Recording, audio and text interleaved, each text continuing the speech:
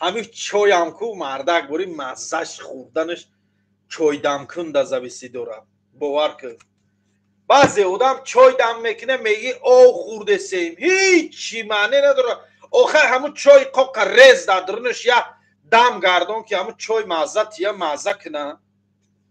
بعضش میگه همین چای قاق چای قاق میری یگان توی آش نهار میمونی میگی قاق چای قاق میدوزن.